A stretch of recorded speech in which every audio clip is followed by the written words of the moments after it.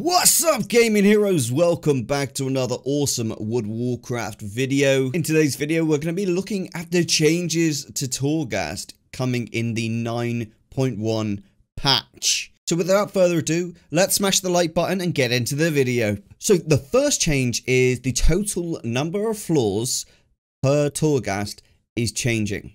So usually when you go into a standard Torghast like layer, there is 6 floors, right?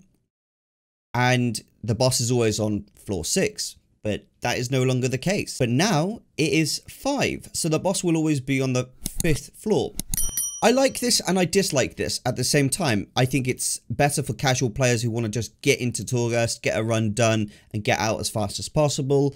Because they treat the game very much like a chore. Like they do their world quests and they do their Torghast run just so they can get a gear, and then they pretty much don't have anything else to do.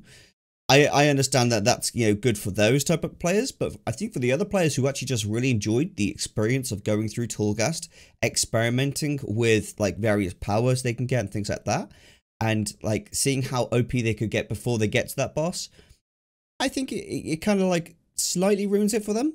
But that being said, Torghast is changing more so to be like this timed type run, to be more of a speed run, I guess, of what Torghast used to be, which is going to be interesting. And I guess the whole meta for Torghast is going to change and become a lot more competitive. So we'll have to see how that environment works out.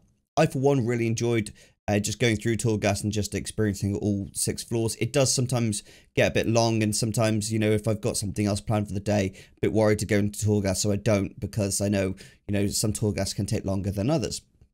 So reducing this down to 5 floors could actually be a good shout overall. The Tarago. This is the guy who, when you die too many times in Torghast, appears at the start of Torghast, walks through. He's the massive guy who looks like he's been in the gym his whole life, and he just comes along and one-shots you wherever you are. That's the guy. Tarago, he's no longer going to be tormenting you, so that basically means that you can die as many times as you want in Torghast without getting the penalty of being killed by Tarago. Okay, so it's less about now, trying to not die, and it's more so about just throwing yourself into these risky situations. If you die, you die, but you're ultimately just trying to get through Torghast kind of as quick as you can and complete enough of the Torghast that you can. Bosses no longer regenerate that health after they have defeated you. So say you jump into the boss, you give it your all, and you jumped in a little bit too quick. You didn't prepare or like heal yourself as you should have, and you just jump in. There's really no penalty now for playing badly in Torghast. From what I can see here, it seems to me like that takes away the penalty for playing badly and reduces the skill level of the average player fighting those bosses. Just obviously it seems like a really good change for a lot of players who kind of struggle on the boss fights, but it feels really bad because at the same time, when you get onto these boss fights, it can feel really crappy, knowing that you don't need to really try to kill the boss, because even if you die, you can just come back and kill it in just a few seconds. So I think that is both a good point and a bad point. Again, they're taking the skill level out of Torghast, which is a little bit of a shame, and I feel like they're just pushing it to be a speed run, which is okay, but I really imagined Torghast as like a roguelike gameplay, and for me, roguelike gameplay has never really been a speed run type environment. Roguelike gameplay for me personally has always been take your time, see if you can get the right powers, and see if you can just outskill the game even with your powers if you get lucky or unlucky. And this feels like it's more so pushing the Torghast to be like a speed run, which is a really curious change to me that I like and dislike at the same time, and I really struggle to criticize it while at the same time give it positives, because I really like it, at the same time dislike certain bits of it. New scoring and system perks. You are now scored based on the performance after successfully completing a run. At the end of the run, you will be ranked and you will be awarded with Tower Knowledge, which can be spent at the box of many things to acquire permanent perks and grow stronger, which will allow you to acquire permanent perks and grow stronger in Torghast. That's interesting. So that's basically a brand new talent tree for Torghast. So upon completing Torghast, whether you have a good run or a bad run, you will get Tower of Knowledge. And with the Tower of Knowledge, you go to the box of many things and you select the path you want to take with upgrading your Torghast talent tree, which is really cool. It reminds me a little bit of the visions, if I'm honest, about, you know, how with the visions you used to change things in your talent tree to do better. I'm not gonna lie, it reminds me a lot of that here, and I quite like that, if I'm honest about it. I think it adds more complexity to this system here, and it makes it something that you can work towards that isn't just a reward for, you know, gear or some raiding or things like that. It makes it feel like Torghast is its own system. It's not just a tool so that you can do another system better, if that makes sense. Because Torghast, a lot of people have treated Torghast as a way just to get extra gear for raiding or for PvP or Mythic Plus, and they haven't really treated Torghast as its own system of gameplay itself, which is good. So in this regard, because, you know, now people are going to treat it a lot more like it's its own thing, and hopefully it'll become a system that a lot of players learn to love and enjoy. Save souls and defeat the Jailer's forces to become empowered, allowing you to more effectively crush your foes through a variety of combat and score bonuses. Save souls and defeat the Jailer's forces to become empowered, allowing you to more effectively crush your foes through a variety of combat and score bonuses. Developers note: we want to thank everyone for taking the time to provide feedback on the updates to Torghast. The team has been reading through and iterating the design based on your feedback. A specific change that we made focuses around the common feedback that the empowered bar creates a feeling of time pressure that was negatively impacting the play cycle of Torghast. We addressed this by changing the mechanics, and we'd love to hear your thoughts after trying these changes. The empowered bar is now more like a special meter than a streak or on fire bar, and is filled by performing actions that earn score and no longer decay over time or with deaths. Oh my gosh, not another bar to fill up.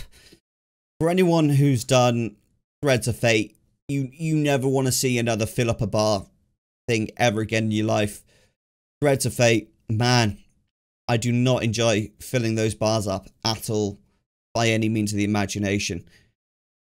And just even though it's going to be a positive one for Torghast, I feel like I've got PTSD on filling up the bars from Threads of Fate. So, you know, I really hope that it feels good when it comes to filling up this empowered bar and getting this score. Part of me wishes they used just a different system. Use a circle. Use a circle. I don't want to deal with these bars again, ever again in World of Warcraft. Once you meet a certain threshold on the empowered bar, an extra action button appears that you can use to become empowered. You will remain empowered for a duration based on the amount of the bar that was filled. Okay, cool. So it's a it's kind of reminds me of like an anime thing when the character like concentrates to get stronger. Like you defeat your enemies and then you concentrate and you're like, boom, I'm empowered now. You know? Empowered provides a number of combat bonuses that can be increased or added at the box of many things. Also, actions while empowered contribute to a score bonus at the end of the run. Interesting. So that tells me then that when you use your empowered, that is very important. You can't just kind of willy-nilly use empowered whenever. You really need to use empowered at the correct times, because all actions while empowered contribute to a score bonus at the end of your run. So that means if you just willy-nilly press empowered whenever you want it, that could potentially have a negative effect. However, if you say use your empowered when you're killing a boss or something like that, that might have a positive effect. That's interesting. We're going to have to experiment with that and find out why and where. It seems like, forgive me for saying this, chat, but I'm very a bit like, you know, I'm a bit worrisome about Blizzard here. Sometimes they do, and this is only sometimes, most of the time, they can add things into the game that are a fix for a problem that doesn't exist. And I am slightly curious whether this empowered contribute to a score bonus at the end of the run, whether this empowered thing is a fix to a problem that doesn't exist, because I don't know why we would get a different score based on when we're using empowered. I think that should just be down to the player to use it whenever. Not sure if that should change the score, because the score is really basic. You know, you get a better score if you kill more mobs and if you kill the mobs quickly. I don't know. Yeah, because the thing is, if you get more score for just using powered at certain times, it's potentially going to ruin the run for some people. But who knows? We'll see. Just seems like a random extra bit does need to be in there. New layer. 4 new... Ooh. New layer. 4 new and challenging layers have been introduced. Layers 9 to 12. Well, this is good because, let's be honest, they got rid of one of the flaws, and adding these extras in is going to be really good. Layers 9 to 12. I'm excited for that. I think they had to do that because the gear score for everyone is going to go up, and our damage is going to be so strong that we would just breeze through Torghast. Like, even right now on my rogue, I feel like I don't even need to use stealth on a rogue to like do well in Torghast. I just run through and I'll just take everything at face value, and it's easy to kill. So I think if they didn't add layers 9 to 12, we would be a bit too OP, to be honest. Layers are now unlocked by reaching specific ratings within the previous layers run. So it's no longer about just killing the end boss. It's you have to get a decent rating within that as well, which is quite cool, actually. I wonder if that still, you know, has effect where, you know, you unlock it on, say, my rogue. If I unlock the last floor on my rogue, will it also affect my hunter, who is like a fresh level 60? I hope that my hunter can't access it, actually, because I know a lot of people will say, oh, I wish my ult could like access the top layer of like Torghast. But I think that's actually a bad thing, and I don't think that should be the case, because I think each character should have to like earn its way to get there, especially if it's having to get like a certain score system. If all your ults got the same score as your most strong character, I think that takes the point away from gearing up your ults and playing them. So we'll see with that. I'm a bit curious, because I bet some other people would have like the opposite opinion of they've done it once on their main character, so they don't want to have to do it on all of their ults as well. Interesting. Bonus floor, Adamant Vaults. Brave adventurers who make their way through layers 9 to 12 efficiently will now be given the option to enter the Adamant Vaults, a new floor in Torghast. There, they will be challenged against the new creatures and traps that lie within for a chance at even greater rewards. That sounds really interesting. It sounds like, you know, I'm really hoping this isn't a gear thing for this. I really bloody hope it's not a gear thing.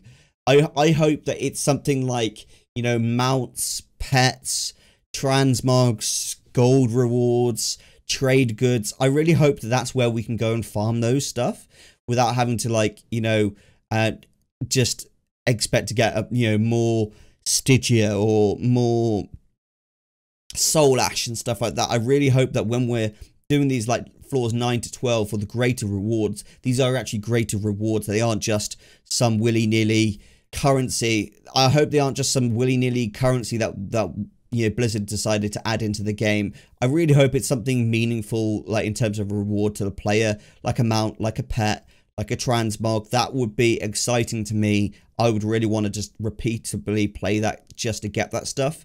I'm really hoping that is the case. If it is just Soul Ash, it's going to piss me off so much, because, you know, it's like even greater reward, yes, to the Mythic and, you know, raiding players, but to everyone else who doesn't really want to do that content, it's really a great big F-all, to be honest. So I'm hoping that there is a bit more to that. Starting at layer 4, torments are applied to increase the challenge of the run. So torments. Okay, so torments. Starting at layer 4, torments are applied to increase the challenge of the run. Torments are displayed on the HUD, on the HUD, and provide an additional challenge to overcome. Torments are selected per wing per day. The existing torments are no longer applied. Okay. Torments are selected per wing per day. That's interesting. Blessings. Through tower knowledge, you can unlock blessings that will provide bonuses to your run, like torments. Blessings are selected per wing per day. Right. Interesting. Interesting. The amount of Soul Ash that is awarded for the first completed run of the week for any Torghast wing and layer has been increased. This is interesting to me because I was just thinking about this. We're gonna have too much Soul Ash.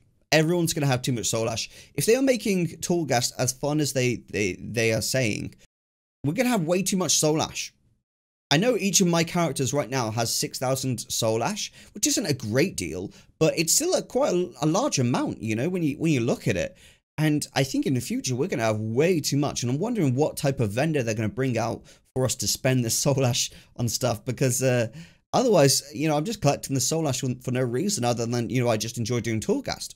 Repeat runs of previously completed Torghast wings and layers will now award partial soul ash. Players that have unlocked layer 9 of Torghast will now be able to transfer soul ash at a slight loss to another character on their account by seeking out the Bonesmith Heramir in Korthia.